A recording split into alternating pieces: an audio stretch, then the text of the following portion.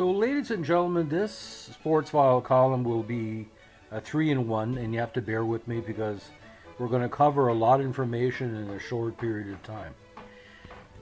Now, tomorrow, or if you're listening to this later on today, April 26, 2019, will go down in Canadian sports history as the return of the Phenom, son of Phenom, the new Phenom, whatever you want to call Vladimir Guerrero Jr.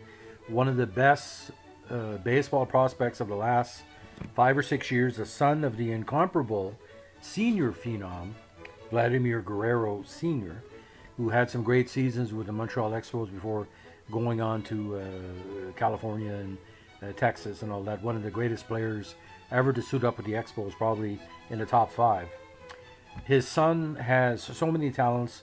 Home run hitter, contact hitter, infielder, outfielder, a bench presence, just like his father, can work in any situation.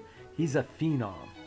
Now, when I covered his father many, many years ago, he was not the only phenom in sports. You had the Phenom TV series. You had the Phenom called The Undertaker. You had the Phenom called Wayne Gretzky, because Gretzky's one of his nicknames was the Phenomenal Wayne Gretzky, or Phenomenal. Back in the day when I was working at the Carleton Tribune, my editors, Don Parker for sports, and the main editor, Bill Clark, had some difficulty with my usage of the word phenom to refer to athletes of success.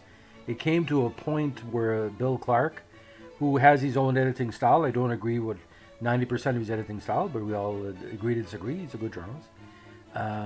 Basically told me he was going to maybe ban the name for the write-ups because people were confused as to the word phenom or phenomenal. But here's the deal, ladies and gentlemen. When the ABC tennis drama or comedy drama, The Phenom, came out with William Devane, that was an argument. When Vladimir Guerrero was going into league, that was an argument. When The Undertaker was getting more and more great pay-per-view results, including at WrestleMania, that was an argument. And for about 2 years, it was like the push and pull. There's a special place in hell for journalists who tell other journalists not to use certain words that are in the normal, normal use.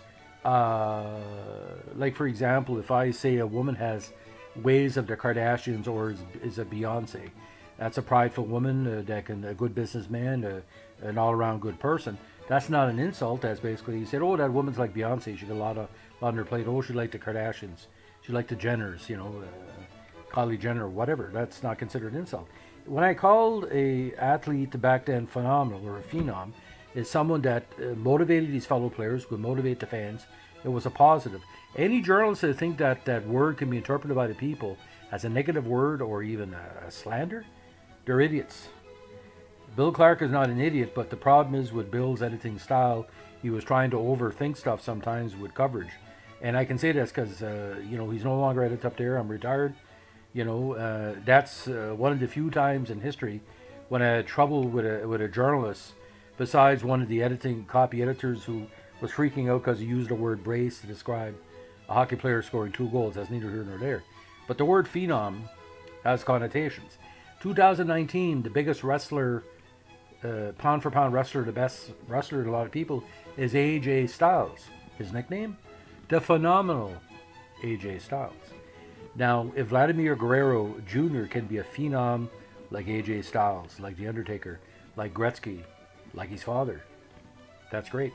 It's yet to be seen because every young player comes in with a little bit of hype, going back to Joel Charbonneau, going back to the Mets draft picks and the Yankees draft picks, even Deion Sanders. There's a lot of hype when he came in. It took about 2 years for him to really find his feet with Atlanta after moving on from the Yankees. So I don't blame older journalists like Bill Clark and others in the 1990s having a hard time to adjust it. This was the start of the internet, by the way, and the internet was promoting certain sports words that are used normally now, but were kind of new back then. Like a hot streak. Like the term hot streak was really just baseball back then, but it became hockey. It became, different sports, even swimming. So, words change. But all I know is that tomorrow when Vladimir Guerrero has his first at bat. He will tip his hat. The fans will go crazy, and we'll see what he can do. Give a phenom a chance. Now, ladies and gentlemen, this is how we're going to end this column. If I told you a journalist won 250 awards throughout the years, either shared or individually, come from a community of 55 people that didn't have any paved roads until 1975, his house didn't have any indoor plumbing or indoor base heaters until 75 or 76, and he became part of the best newspaper in Canada, and his sports section won the best sports section in Canada. You probably say, well, that's a phenomenal result. Who's that guy? My name's Jeffrey Bento Courrier, JJ Courrier, Governor. I'm a phenom, because phenoms have talent, but if you don't back it up with results, I give results. I'm not too scared to say I'm a phenom, because whether you like me or not, there's over 25 to 30,000 articles floating out there, 10,000 photos, columns and all that. We got a podcast channel that started from scratch. We're almost 25,000 page views with no publicity, no ads. Vladimir Guerrero is a phenom. But the problem is I can back it up. I back it up every day, because if I didn't get a response from the public saying you're doing a good job, I would stop this podcast channel. People out there really appreciate it, and you know who you are, and I appreciate you. But I'm a phenom. Vladimir Sr., Jr. is a phenom. Bill Clark is a phenom as well, because great photographer coming from his home area. There was no journalist over there that was making community papers. He's done great work. We're all phenoms one way or other. But to say, you shouldn't say someone's a phenom when they are a phenom is incorrect. Vladimir Guerrero can't even speak English. All he knows is when the ball crosses the plate, it's going to go two places, either in the mitt because he swished, or it's gone. He's the phenom. So I can't say the Spanish word for phenom. Phenomenal can be, but if I could learn that, I would say. I have Vladimir Guerrero's rookie card. I got that in an IKEA parking lot in Boston a couple of years ago on the boxes of I bought from Target. One of those multiple cards, and it was felt like reaching gold.